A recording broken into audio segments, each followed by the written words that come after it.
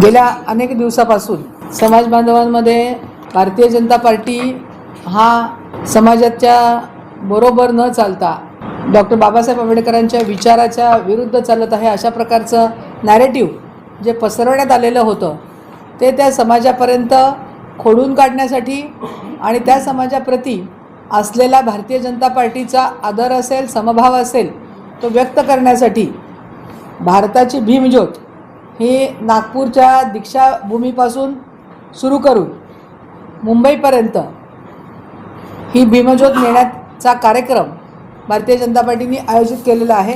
या कार्यक्रमासाठी भारतीय जनता पार्टी अनुसूचित जाती जमाती मोर्चाचे अध्यक्ष विश्वजित गायकवाड प्रदेशात अध्यक्ष, त्याचबरोबर सरचिटणीस सूर्यवंशी या दोघांनी यामध्ये खूप मोठा पुढाकार घेतलेला आहे। नागपूरमध्ये या ज्योतीचं मोठ्या प्रमाणामध्ये स्वागत झालं आणि त्याच्यामध्ये मुख्य कार्यक्रमाचा जो समावेश करण्यात आलेला आहे त्यामध्ये डॉक्टर बाबासाहेब आंबेडकरांच्या जीवनावरती एक AI च्या माध्यमातून चित्रफीत तयार केलेली आहे आणि लहानपणापासून त्यांनी घेतलेलं शिक्षण असेल, त्यांनी स्वतः इतक्या कष्टातून स्वतःचं आयुष्य कशा प्रकारे स्वतःला घडवलं, त्याचबरोबर लोकांना त्या शिक्षणाच्या माध्यमातून काय संदेश दिला, त्याचबरोबर समाजासाठी देशासाठी जे राज्यघटनेचे ते घटक होते, संविधान लिहिण्यामध्ये त्यांचा जो मोठा वाटा होता त्यामध्ये त्याचा समावेश करण्यात आलेला आहे। त्याच्यासाठी महिलांच्यासाठी आणि दलिताच्या उद्धारासाठी जे काम त्यांनी केलेलं आहे आणि या लोकांना समाजाच्या मुख्य प्रवाहात आणण्यासाठी जे कार्य त्यांनी लोकांना सांगितलेलं आहे आणि उभं करण्याचा प्रयत्न केलेला आहे त्याच्याबद्दल भारतीय जनता पार्टीच्या सगळ्या नेत्यांबद्दल असेल किंवा त्यांच्या कार्यकर्त्यांच्याबद्दल असेल ते नॅरेटिव्ह पसरवण्यात आलेलं होतं। संविधानाचा हे लोक खून करतायत, संविधान बदल करतायत, अशा प्रकारचं खोटं नॅरेटिव्ह जे पसरवलेलं होतं ते सगळ्यांना लोकांना खोडून काढण्यासाठी आणि त्याचबरोबर ते कसं खोटं होतं हे सांगण्यासाठी ही भीमज्योत नागपूरपासून दीक्षाभूमीपासून निघालेली आहे आणि ती निघून आता नागपूर, त्याचबरोबर नाशिक, अकोला, लातूर, त्यानंतर सोलापूर आणि मग मुंबई अशा प्रकारच्या मुख्यतः 5 जिल्ह्यांमधून ही भीमज्योत आणि त्याचे कार्यक्रम ठरलेले आहेत। आपल्या इथे ही भीमज्योत 26 तारखेला संध्याकाळी 5 वाजता शहरामध्ये त्याचं आगमन संभाजी पुतळ्यापाशी होणार आहे। त्या ठिकाणी आमचे सर्व कार्यकर्ते, भारतीय जनता पार्टीचे 3 आमदार, पदाधिकारी, त्याचबरोबर महानगरपालिकेचे सर्व पदाधिकारी, नगरसेवक आणि सर्व आमच्या SC मोर्चाचे सर्व पदाधिकारी हे सगळेजण या ज्योतीचं स्वागत करतील।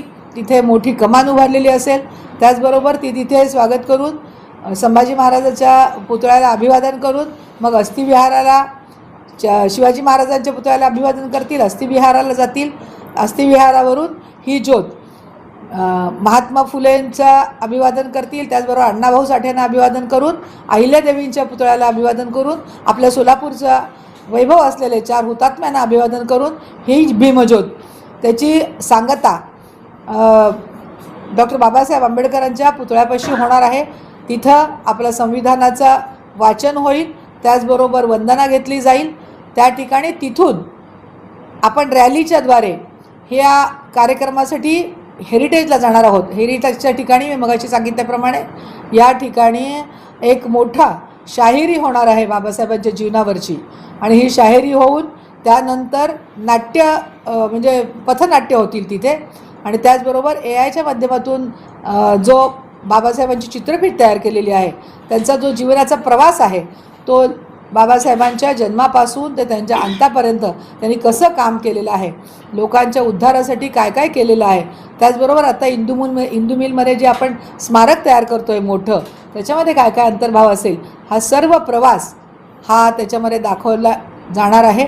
आणि यासाठी माननीय प्रदेश अध्यक्ष रवींद्र चव्हाण यांनी मोठा पुढाकार घेतलेला आहे आणि या ठिकाणी ते स्वतः नागपूरला उपस्थित होते, अकोल्याला उपस्थित होते, मुंबईमध्ये उपस्थित राहणार आहेत आणि ही 26 तारखेला हा आपला सोलापूर शहरामध्ये या कार्यक्रमाचं आयोजन केलेलं आहे।